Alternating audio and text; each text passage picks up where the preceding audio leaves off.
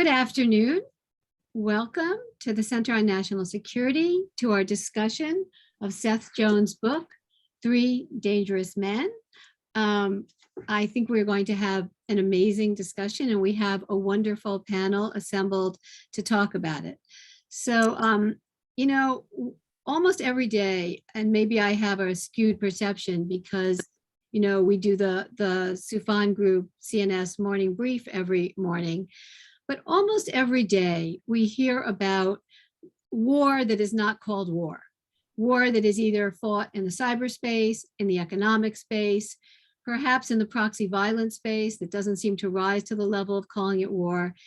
And Seth Jones has decided to put this together for us in the context of three particular countries, and actually three particular regions of the world, to sort of look at what this new framework of threat is, which he calls irregular warfare, asymmetric warfare. It has different names depending on what issues we're talking about. And included in this set of new tactics is legal warfare, something I hope we get to today.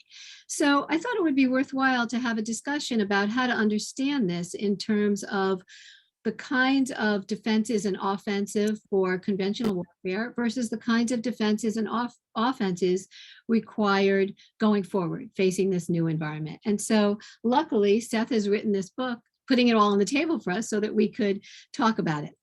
Seth is the Senior Vice President and Harold Brown Chair and Director of the International Security Program at CSIS, the Center for Strategic and International Studies. He teaches at CSIS and at the Naval Postgraduate School, and is the author of many books, including many directly related to the War on Terror. Joining us for the discussion about Seth's book are two people. First, Suzanne Spaulding, one of my favorite voices in the national security community, also at CSIS, where she is the Senior Advisor for Homeland Security and Director of the Defending Democratic Institutions Project. Prior to this, she was Undersecretary for the Department of Homeland Security, where she led the National Protection and Programs Director, which we have come to know as CISA, the Cybersecurity and Infrastructure Security Agency. Suzanne has, as we're going to, I'm getting you ready, Suzanne, for what we're going to ask, as an exquisite understanding, not just of infrastructure and the way it is impacted by these threats, but of how the government is constructed in terms of how it should respond to threats. So we're going to be tapping her brain on that as we bring her into this conversation. And finally, we have with us David Ignatius, columnist for the Washington Post, where he has worked for, I looked this up, since 1986. It's awesome. And David writes about foreign affairs, about national security, about the intelligence community, he's really covered in a very specialist way all of the areas of the globe that Seth hits on. It's almost like we could have divided this book into different ways that David's had different expertises to talk about the Middle East, Russia, China. And so I think we'll be tapping into you on that. But I just want to mention, David's also written 11 novels. He writes largely spy novels, and I can't recommend them enough. And I will say that reading Seth's book made me want to go back and reread The Quantum Spot. Not that all the others aren't great, but I wanted to reread it. Okay, so let's get started. Seth, I wanted you to lay out sort of your argument at the beginning. Let me just jump ahead and say that you actually say, here are the threats, and the United States is woefully unprepared. That's your quote, to address these threats. So I thought we should start with what's new. How are you defining this as new? When did this new start? And for the very beginning, I'd like you to talk about why you called this Three Dangerous Men instead of Three Dangerous Generals, as the three individuals you were talking about are generals. Yes, good first question. I mean, it's an interesting one because I went back and forth with my agent and with the publisher on titles. And, in looking actually at the structures, the national security structures for all of the countries we looked at, Russia, China, and Iran, virtually their entire national security establishment, they're all men. I, as the father of several daughters, have enough faith in women to know that if we were talking about women in these positions, we would be in a very different and certainly a much more peaceful world than what we're dealing with here. Let me just start with a little bit of an anecdote. The great British military strategist B.H. Littleheart once told this story of a conversation between the Irish statesman John Wilson Croker and Arthur Wellesley, who's the first Duke of Wellington. And they were walking down a country road in the early 19th century, and they amused themselves by guessing what sort of country they might discover over the next rise, over the next hill. And when Croker marvels at Wellington's accuracy, he gets virtually everything right. Wellington replies matter-of-factly, well, I've spent my entire life trying to guess what is at the other side of the hill or on the other side of the hill. And as Wellington goes on to explain, all of the business of war, and indeed all the business of life, is to endeavor to find out, to understand what you don't know by what you do. And for Wellington, a great general was defined by an ability to understand what was happening on the other side of the hill, behind the opposing lines and in the adversary or competitor's mind. So this is kind of the anecdote that explains why I wrote this book. The primary question was, how are the Russians, the Chinese, and the Iranians viewing competition, and what kind of strategies and approaches are they looking at? So part of the book does it through the eyes and the experiences of three of the more influential individuals in their military establishments. General Valery Gerasimov, the Russian Chief General Staff, the now deceased Qasem Soleimani, the commander of Iran's Islamic Revolutionary Guard's Quds Force, although I do also highlight his successor, Ismail Khani, as well as General Zhang Yuzhou, who's the vice chairman of China's Central Military Commission, all influential individuals.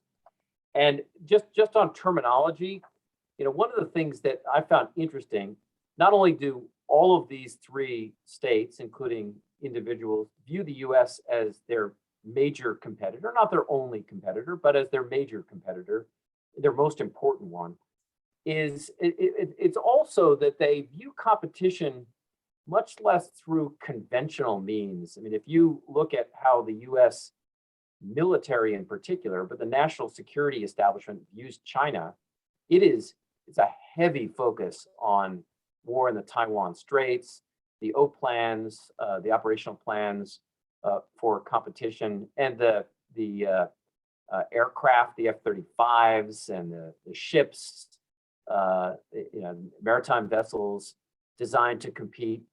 I mean, this looks a little bit like today's version of preparing for the Fulda Gap, or in some ways the Battle of Midway. I mean, these are big conventional fights. And the reality, as I saw it, is very different.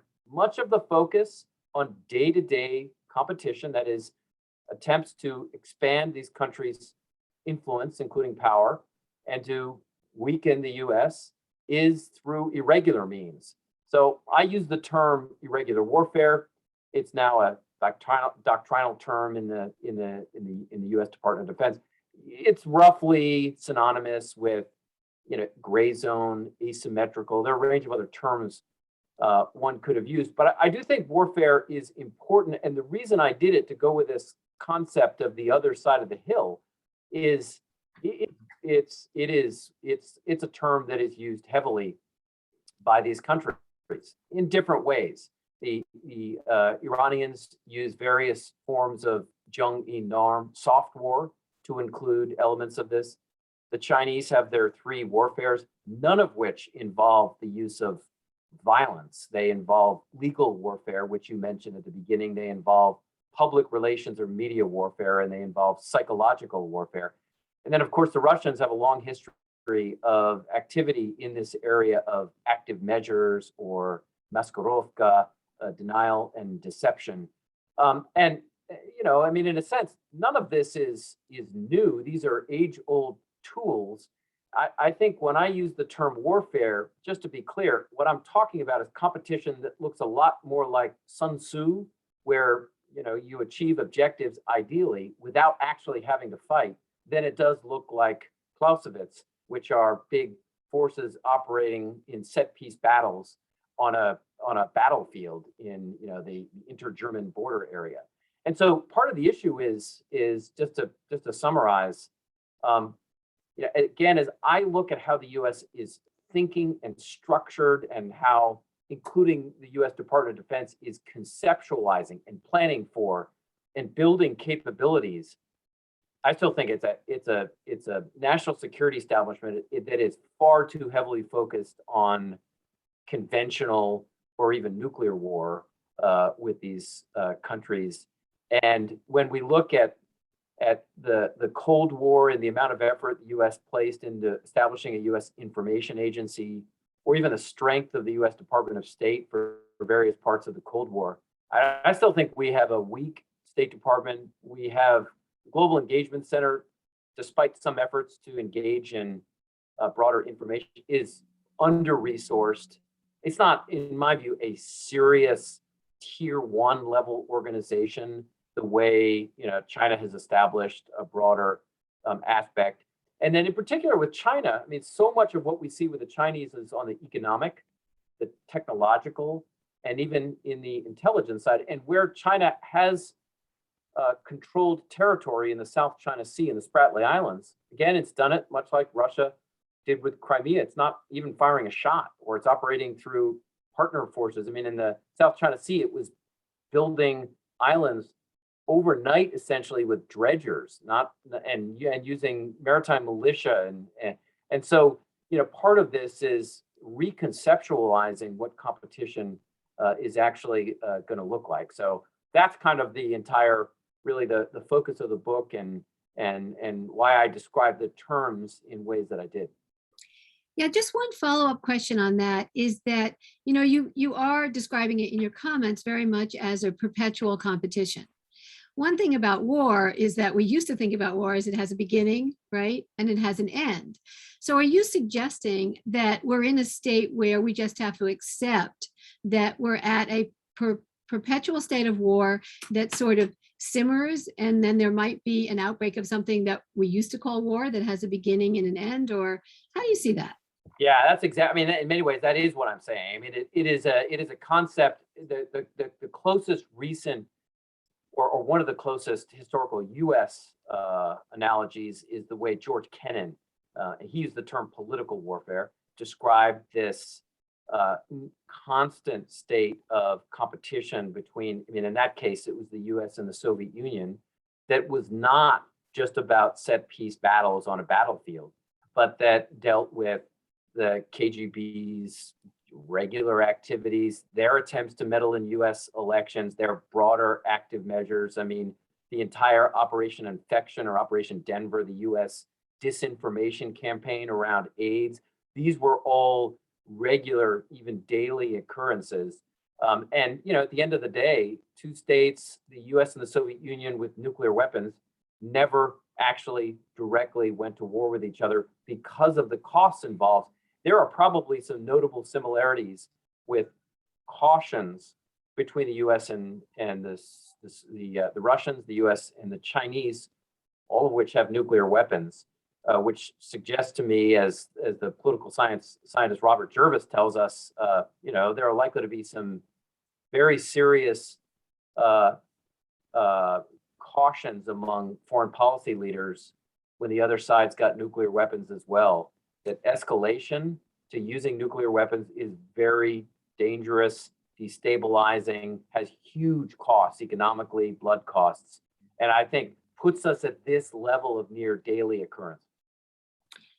Suzanne, let's turn to you. You've been watching as the United States over the past couple decades has pivoted from one countermeasure to another countermeasure to try to keep up with sort of what I would call the 21st century threats. Not that they weren't there before, that, have been ramped up in the ways that Seth has talked about. How do you see this in terms of accepting the idea that there's no real distinction anymore between war and peace, other than, moments of rising and falling tensions in one particular moment? How do you see this, or do you see it the same way Seth does? Let's start there, and then I have a follow-up question. Great. It is a great question, and really important to talk about. Excuse me. I think Seth has done a great job in his book of explaining what he means and why he is using this term irregular warfare. And it certainly is important to get the attention of the traditional national security community to explain to them, or sort of reinforce this idea that they are fighting the wrong war and that they need to reconceptualize. And so that's an important audience. But at the end of the day, I'm worried about using the term war in this context. I'm trained as a lawyer, and there's a whole legal framework that kicks in if you're at war. And Karen, I remember you and I, having these conversations after 9/11 about the global war on terror. And I kept trying to explain to people, this is not just a rhetorical phrase to indicate how seriously we take this. The lawyers are going to seize on this, and a whole set of laws is going to suddenly kick in, and authorities, et cetera. In addition to sort of values and norms. When you're at war, collateral damage is more acceptable, for example. There are all kinds of ways of thinking that kick in. So I think to capture all of the ways in which our key adversaries are competing with us and are challenging us in ways that impact our national security, to be sure.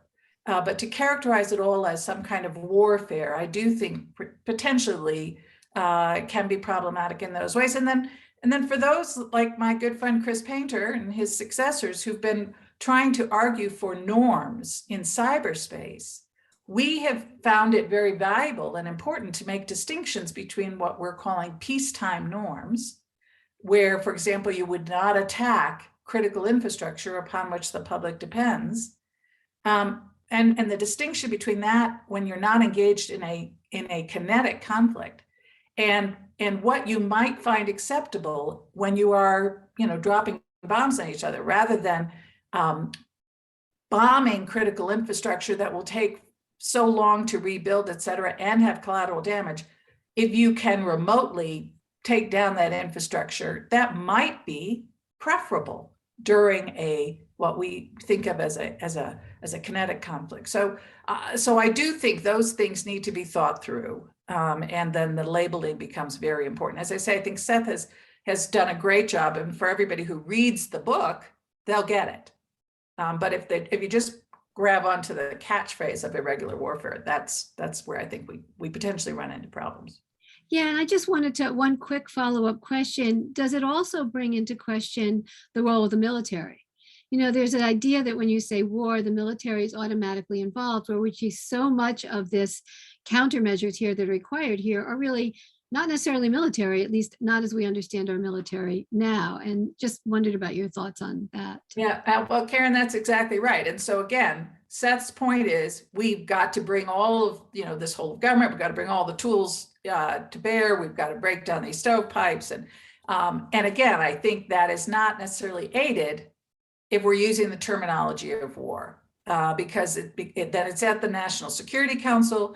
The military is looked to, first, and to lead the planning, et cetera, when what we really need is something that bridges in many ways, right? The National Economic Council and the National Security Council. One of the reasons the cyberspace solarium on which I serve recommended that the National Cyber Coordinator be out of the NSC, right? In part to be responsive to Congress, but in part to make sure that it is able to, that individual, Chris Inglis in this case, is able to pull together a really whole of nation, private sector. The government doesn't have a monopoly on the solution set for this range of activities that our adversaries are conducting.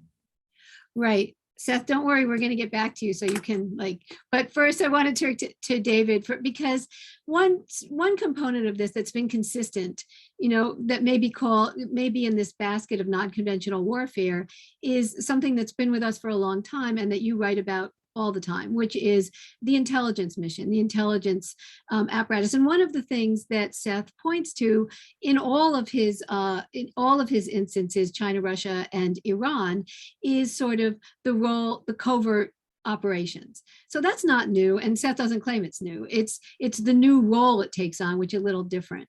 And what I really wanted to ask you to start with, which is, how much of a game changer is the new world and the 21st century to your mind when you look at the whatever you want to call it, parallel world of covert activity? And are the tools from the past something that we really do need to revamp, or is it something that's just, organically growing and not really as different as some may think?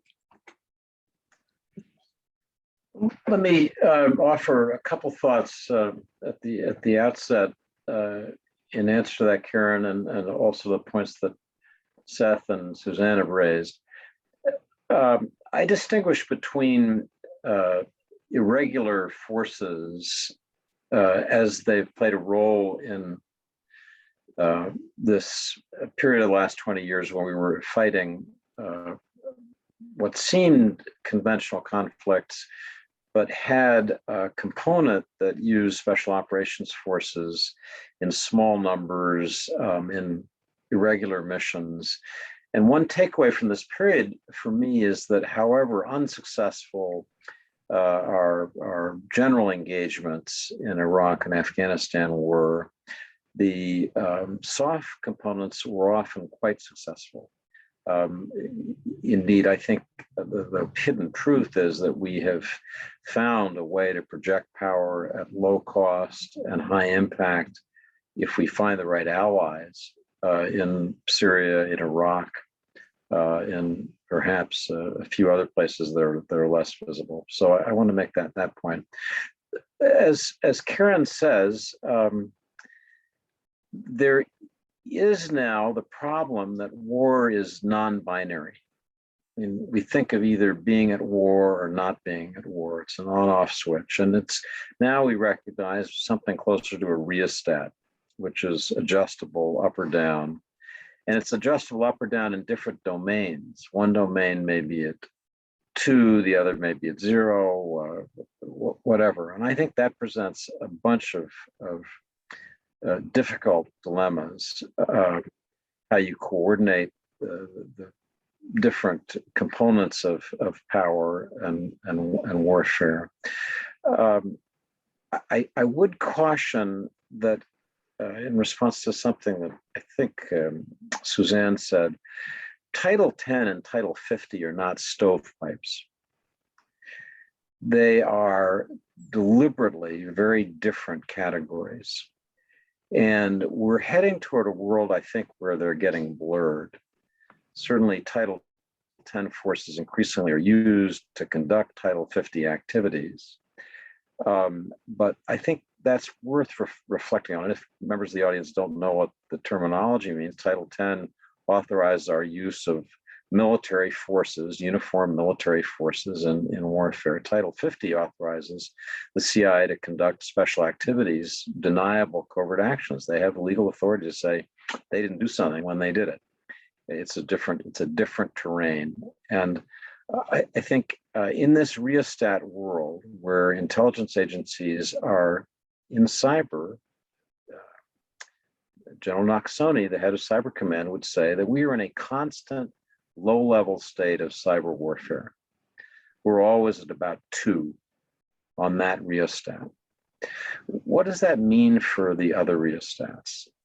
Are those deniable actions like Title 50 actions, or are they Title 10 actions that are where our military is engaged?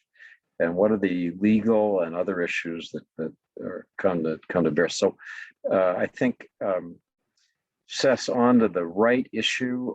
I think it's exceedingly complicated, and one useful way is to think about the domains of irregular warfare, how far they stretch, who does what missions within that set of domains, and whether the way we've got it structured makes sense. Yeah, I mean, that's a really, that takes us sort of in the right direction here, which is, Seth, one of the things that your book begs the question is, and Suzanne had addressed some of this, and David did as well, is you say the United States is unprepared and vulnerable to these kinds of threats. But do you mean just, okay, recognize the threats in a more robust way and respond? Or are you really saying, let's just start from scratch, rebuild our security institutions in a new way?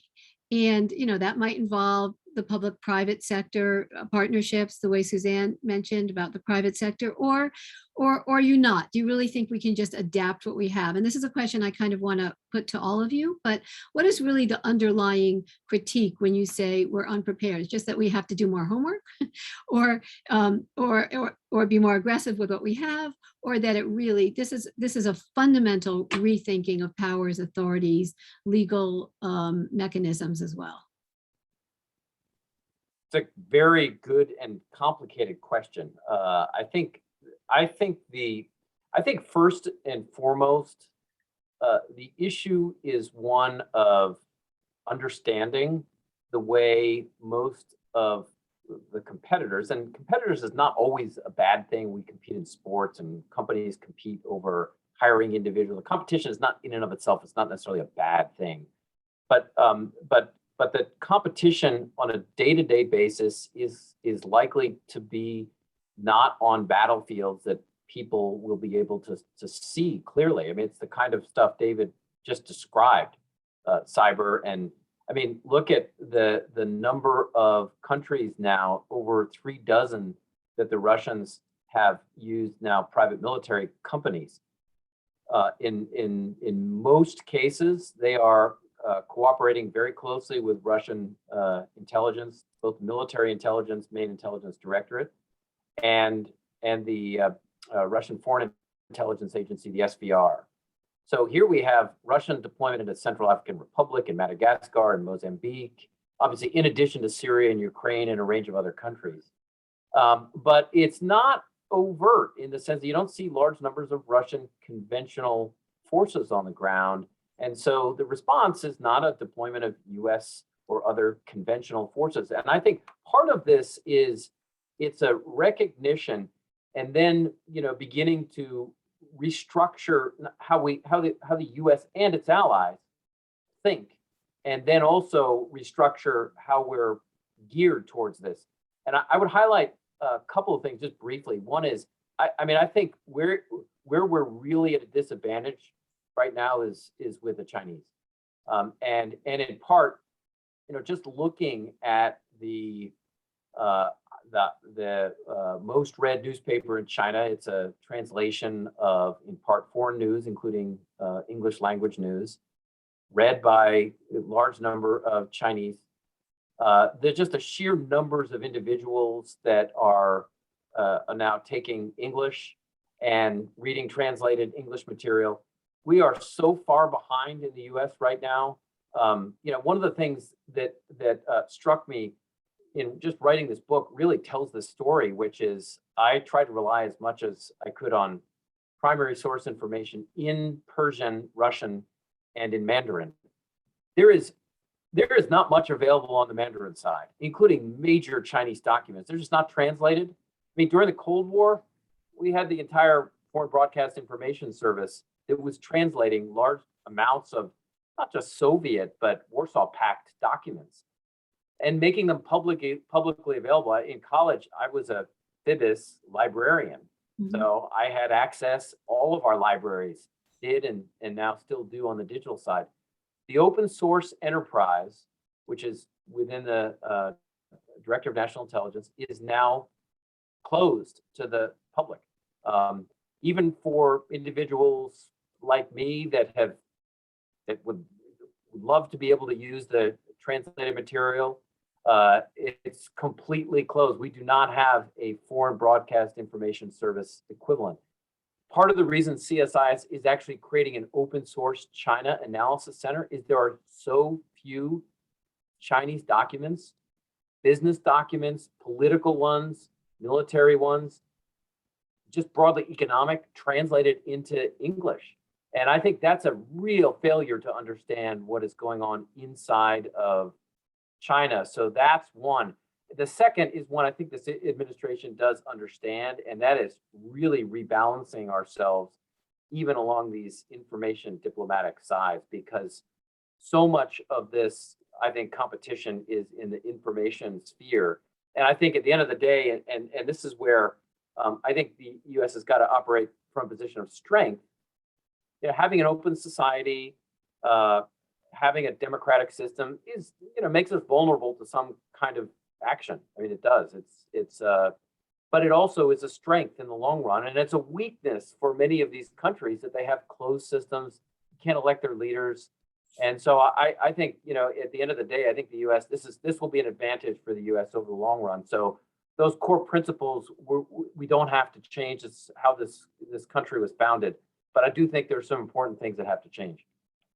Suzanne, can I ask you your take on this in terms, I know you talked a little bit about it, and I know you think about this, is particularly in the realm of cybersecurity. I mean, what are the things, if anything, that we would need to change first in order to make ourselves less vulnerable and still, you know, hold to our core values? Because you know how often they say, oh, we can't do this because the Constitution holds us back, you know, like what is the, you know, so just if you could talk about that a little bit and just sort of that debate and how you see it. Yeah, well, I think Seth has put it, you know, really well, both, you know, just now and in his book, the importance of understanding what our real strengths are and making sure that we are fighting and leading from a position of our strengths and our values. I think, you know, Russia particularly, but really all of these, I put them in the category of adversaries, are trying to exercise, you know, jujitsu. They are trying to use our strengths against us. And we need to understand how to prevent them from being able to do that without ceding our strength, right?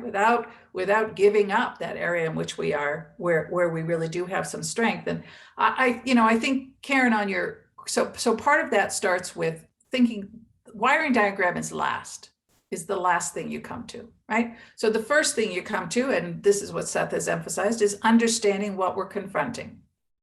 Understanding, at which his book makes a huge contribution to, how our adversaries think about this space, right? So in the context of cyber,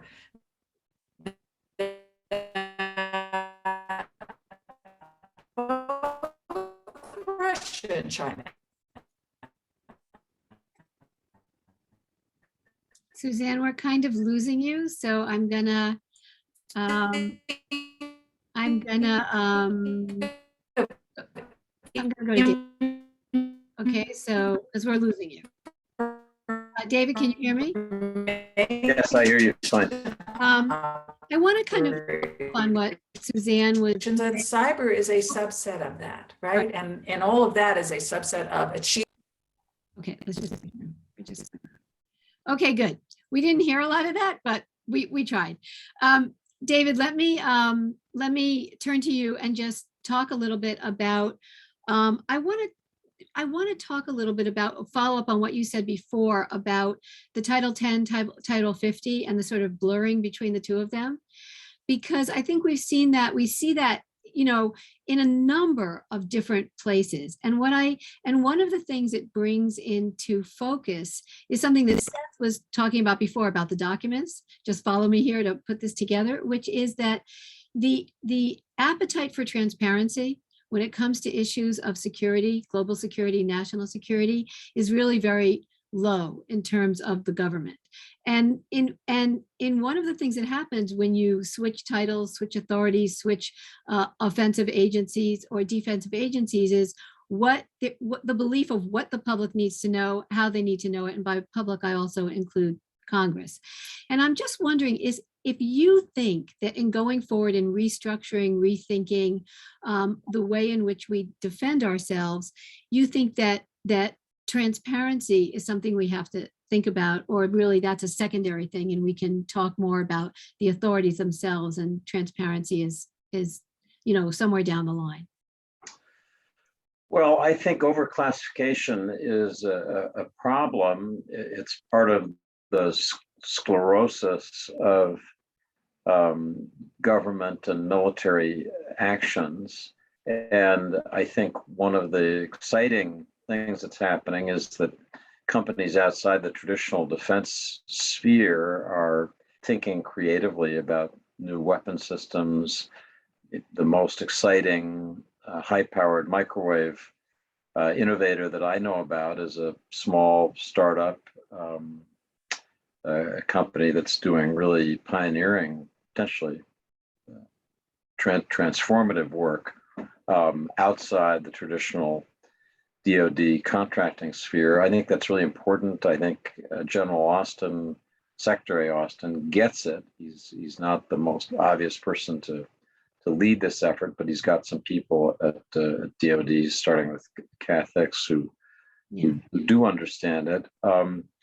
I think, Karen, on your question about these different domains and where they fall in our traditional architecture, many of them do lie, at least partly, in the intelligence sphere, and I have a worry about covert action eating these new forms of irregular warfare in a way that is going to take us down a road that concerns me. Seth, I'll just say frankly, the idea of our special operations forces as they come out of the era of endless wars in the Middle East, doing CT, inventing new roles and missions for themselves in great power conflict, makes me nervous.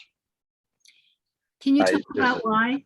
Can you just expand on that a little bit? Why it makes you nervous? Because they'll invent new things that they can do with their technologies, their warrior mindset, their special skills, that I'm not sure if we made a considered judgment we would want them to do. I'm just in the early period of trying to rethink in my own mind some basic strategic issues. The era, we're not going to fight wars like Iraq and Afghanistan again. Hopefully we won't fight big, flat out conflicts with these great powers we're now so focused on. So what are we going to do? Are we going to have conflicts at the margins? I don't want our special warriors off there doing things invisibly that could trip wires that get us in places that we really don't want to be. I just think so. One of the things I want to talk about is irregular warfare in space. So the next war is going to begin in space. Space warfare is a really interesting, complicated subject where deception, disinformation, cyber, bluff, it's super complicated. And because it's so secret, it's very hard to make deterrence work because we just don't talk about any of the capabilities that we have or are thinking about. That's got to change. Same thing with cyber. I mean, I think the language of deterrence in the cyber domain, where we're in a state of constant low-level war, how do we deter war from getting from that 2 on the rheostat up to 8 in the cyber domain? I don't think there's any really good debate yet about that. So that's a roundabout answer, Karen, to mentioning the things that I'm thinking about. But I just think this space, the continuum that's military and intelligence and all the issues that are wrapped around it, needs a lot more thought and discussion. And I think what Seth has done is to tell us what our cleverest adversaries have done in this space. I'm not sure it speaks to the questions we need to. I mean, I don't think Qasem Soleimani has thought much during his lifetime about space warfare, but I want us to be thinking about it. Okay, a point well taken. Suzanne, you want to build on that and talk a little bit maybe about not just the challenges ahead, but where we are robust, where our strengths are? Yeah, thanks, Karen, and I apologize for the connection issues. But I do think both Seth and I'm getting an unstable connection again. Am I coming through? You're good. I'll do this if you're not. Go ahead. Thank you. I'm so sorry. I do think they both talked a little bit about transparency, and I do think that is an area of strength for us. I know that today our openness is viewed by many as a vulnerability. But I wrote a piece in 2010 called No More Secrets, in which I talked about training to fight in the light, and just did another essay for the Brennan Center post 9/11. I think, my thesis is that if you train to fight in the dark, you could turn off the light or meet your adversary in the dark and you'd have the advantage. A transparent world is coming at us full steam ahead, whether you value transparency or you don't. It is the reality increasingly. And whoever can train to compete in a transparent world, to operate in a way that requires fewer secrets, for example, to be able to have more open conversations about our capabilities in cyber, about our capabilities in space, right? In order to have that deterrent effect, in order to be able to share when we recognize that government doesn't have a monopoly, that we've got to share information, getting at this overclassification issue that was such an issue for us at DHS. If we can, we are as a democracy in a better position to operate in a transparent way than Russia, China, North Korea, Iran, all of whom depend upon darkness, dark corners in which they can hide their corruption and their incompetence from their populations.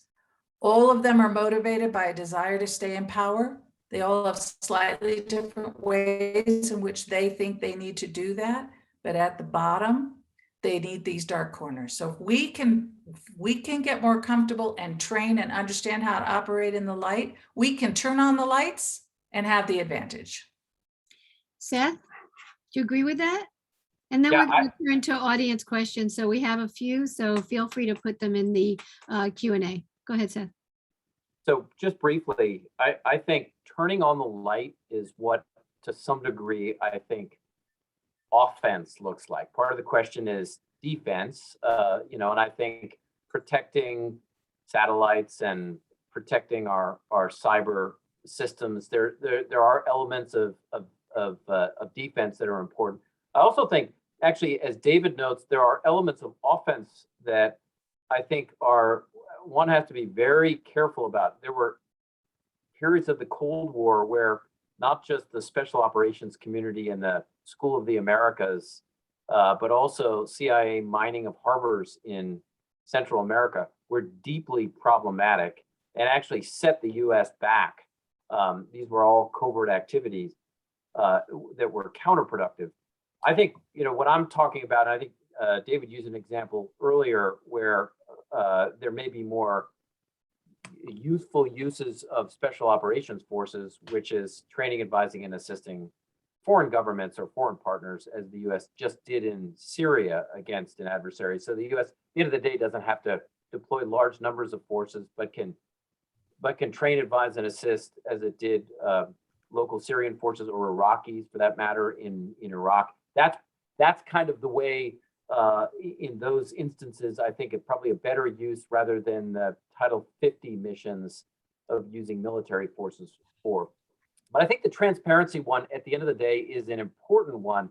And what I'd like to highlight, and again, there are differences between the Cold War period and today, without question. But I think one of the US's strengths at the end of the day, and part of the translation of Russian documents that I did, are recent Russian documents on why they lost the Cold War.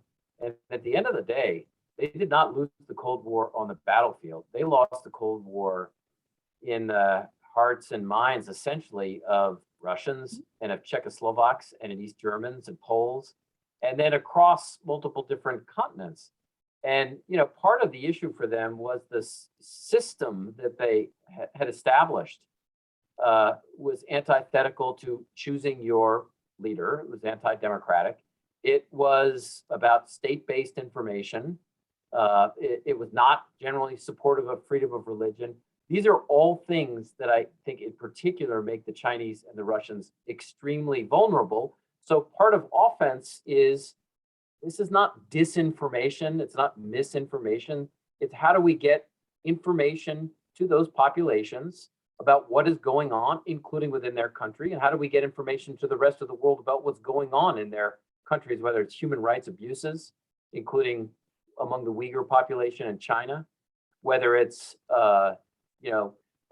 whether it's cheating or corruption scandals within the People's Liberation Army or the Olympics, there was massive Russian doping that went on, whether it's a range of other activity, that massive Chinese pressure on the NBA, National Basketball Association, about even raising the potential for criticism of Hong Kong, and then taking the NBA offline within China for over a year and costing, over $100 million in damage to the net. I mean, these are all elements that I think are worthy of focusing time and energy. And you see they're really kind of in the information sphere, not in the military one predominantly.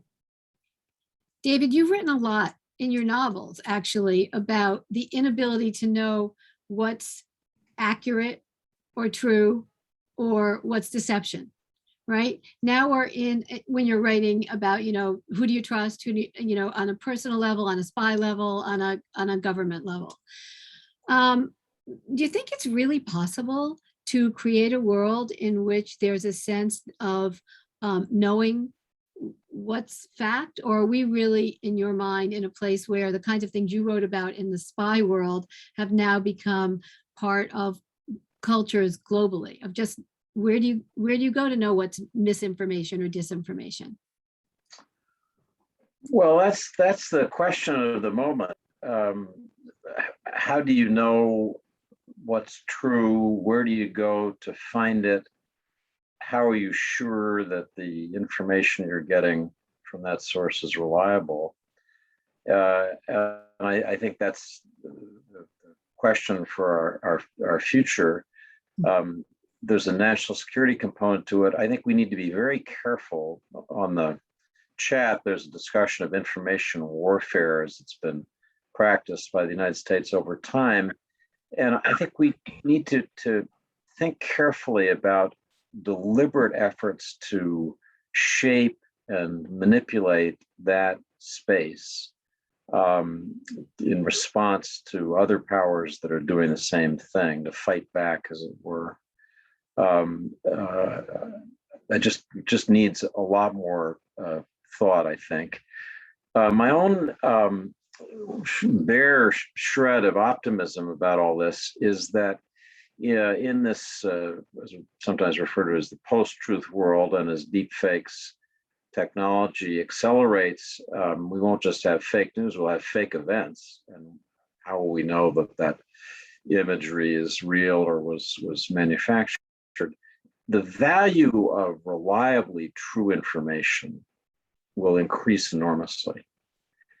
So people will pay a lot for the information that they're confident is accurate. Governments will pay a lot. Intelligence agencies will pay a lot to be sure that the products that they're giving policymakers are based on reliable, provable information, as I like to say, that has provenance attached. So weirdly, that's a real stimulus for my business. I mean, if we're in the information business, is news organizations that reliably provide accurate information that financial traders, citizens, decision makers can depend on. It's good business. We'll make more money than we did before. So I think that's what we ought to see as our business. To the extent that our government, playing in this, trying to fight back against Qasem Soleimani, General Gerasimov, General Zhang, takes us into information warfare without carefully thinking about the blowback, could do us damage way beyond what we're imagining. I mean, could really shoot the pooch, so to speak. I'm going to turn to some of the questions. Would the recent attempt by China to influence Canadian extradition hearings by arresting and charging Canadian nationals be considered an obvious form of legal warfare? Seth, this is for you. Yeah, I think in many ways it's certainly a component of it, as is the Chinese response to the Spratly Islands, where it made claim to a range of the atolls that it turned into islands, and then put missiles, cruise missiles, electronic warfare platforms. Those were then adjudicated in court, including at The Hague, there were rulings adverse to China, and China's general response was, well, we don't give any legitimacy to The Hague and its legal system, much like the response in Canada. I think it is at the core of legal warfare is an argument by China. They do not support. They have a very different political as well as economic and military system, and part of that is not recognizing the legitimacy of democratic institutions, including legal ones. And I think it is an exclamation point that a big part of what we're talking about is competing systems at the end of the day. And this is why I think there is, without a doubt, an inevitability to competition here, because we've got democratic open systems and we've got authoritarian ones. And why it's also important that as we talk about all these actions, and I think they're definitely, when we get into the information sphere, definitely need to be very cautious about responses. But I think this is where the US cannot operate alone. It needs its Western democratic partners to continue to use in these contexts, because I think the European Union has been really important in combating disinformation, including Russians.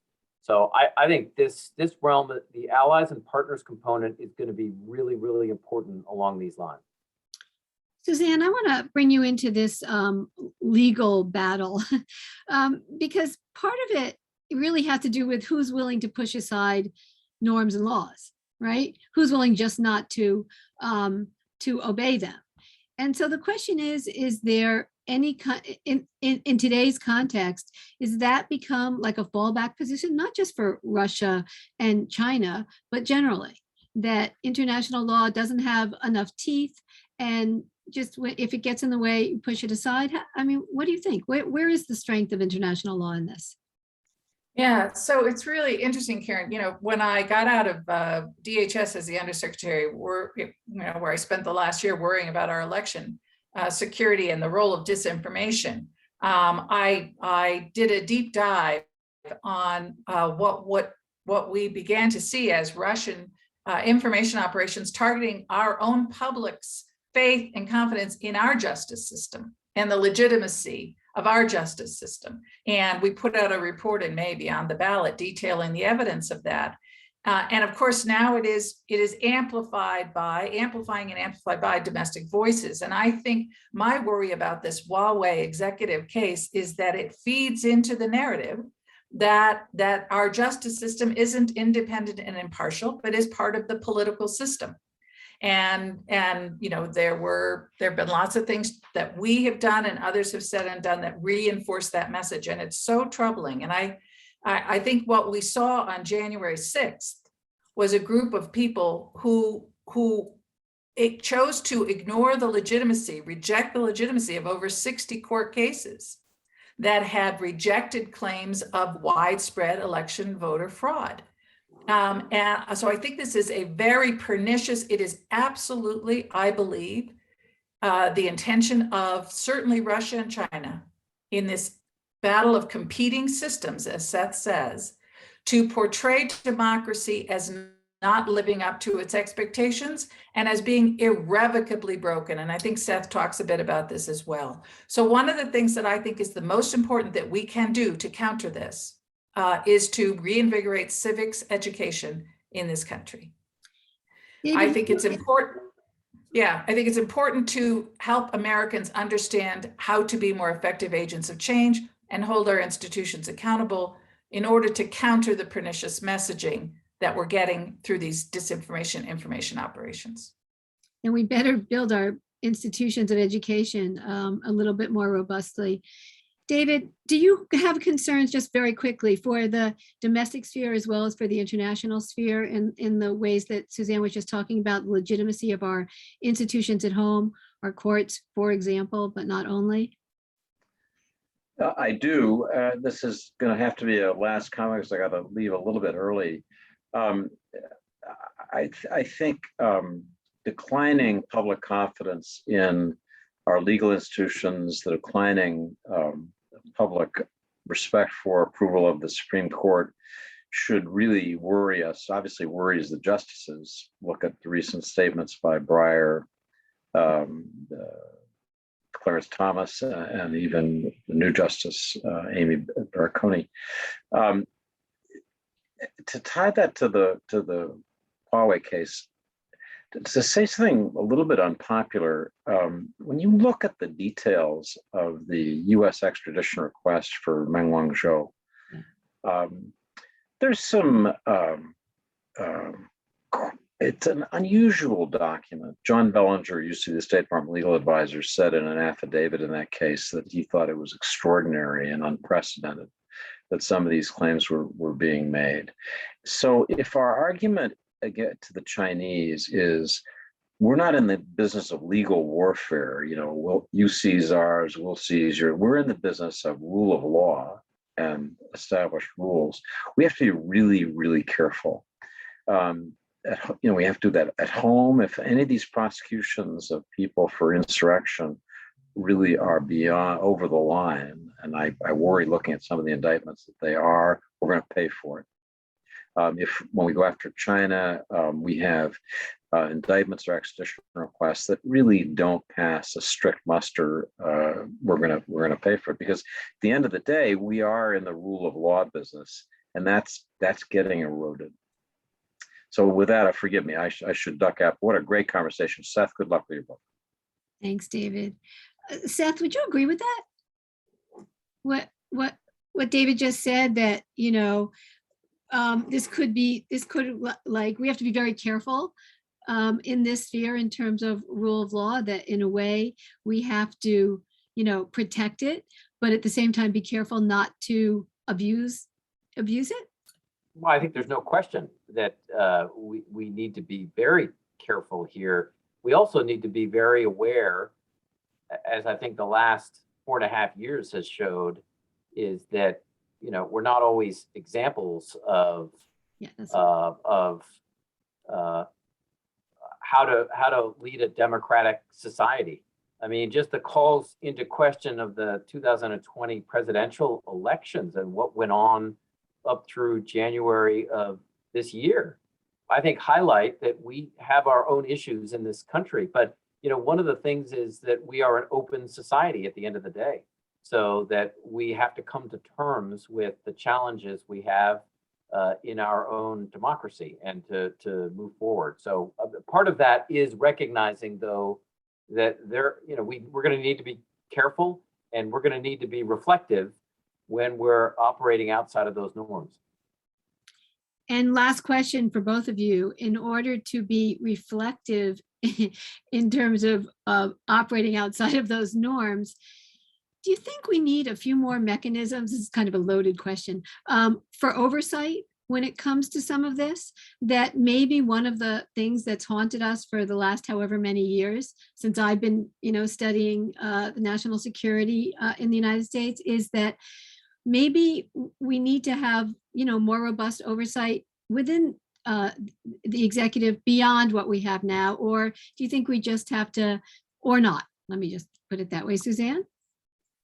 So, Karen, I think it's incredibly important. Again, it's part of why I feel so passionately about reinvigorating civics, is that I think the American public needs to understand what are the accountability mechanisms. How can each of us as individuals hold these institutions accountable? Because that's the only way we move toward that more perfect union, to use the language from Seth's book, toward that city on a hill that Ronald Reagan talked about, right? To rediscovering that.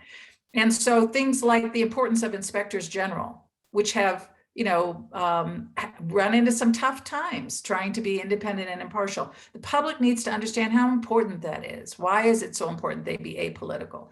The importance of general counsels, right? So, and the importance of Congress acting like a separate branch of government, separate and co-equal branch of government, and doing appropriate oversight and not just political demagoguery. I think it's important for the American public to understand those mechanisms. And I think we've got a lot of good mechanisms in place. We just need to make sure that we are doing what we can do to make them effective. Seth, would you agree with that? Or would you say, given the new dimension of irregular warfare, we need to think maybe we need new structures, or we just need to invigorate the ones we have that haven't really lived up to the task in recent times? Well, I think one area where we do need to, I think, rethink or think through what oversight looks like is there are many, but there's one notable difference between competition today and in the previous decades, certainly during the last major interstate period of competition. And that is that how much information now is available through the private sector, whether it's satellite imagery that would have recently been top secret, SCI, or special access program, signals intelligence, which is now in some cases commercially available, just massive amounts of data collecting on where individuals are walking or moving or what they're saying online, so digital platforms. And part of the issue is, first of all, we're seeing competitors exploit that, massive Russian and Chinese in particular, stealing of information from companies. The Equifax breach impacted, I had my data stolen from the OPM data breach from the Chinese. And then if it needed to be updated, it was updated in the Equifax cyber campaign, where they stole almost half the American adult population's social security numbers, made a whole range of information. So part of where I think we're still not entirely clear is, how do we manage the massive amounts of private sector information that are important components of this? And this does get into manipulation of that information from state-based and non-state-based actors. And I think that to me is an area where I think we still need to work that through. We're going to have to end it there, but this has been a great discussion, I have to say. Couple of things just to line it up. I like this idea of shining some light and standing up for the light, even in dark areas. I think this is very nice. I like the idea, Seth, that you bring to that we really need to sort of rethink some of our definitions, and that rethinking those definitions in a whole variety of ways will change how we behave in the future. I also want to tell our audience, this book is really fun to read. I mean, it reads, there's stories in it. It's not just the kind of the theories of threats and counter threats. It will stay with you for a long time. So I encourage everybody to read Three Dangerous, emphasize men. And and I really look forward to continuing this discussion. Thank you so much. Thank you for your questions. I worked some of them in as I could. Thank you, Suzanne. Thank you so much, Seth. And everybody, have a wonderful day. Thanks, Karen. Thanks, Karen.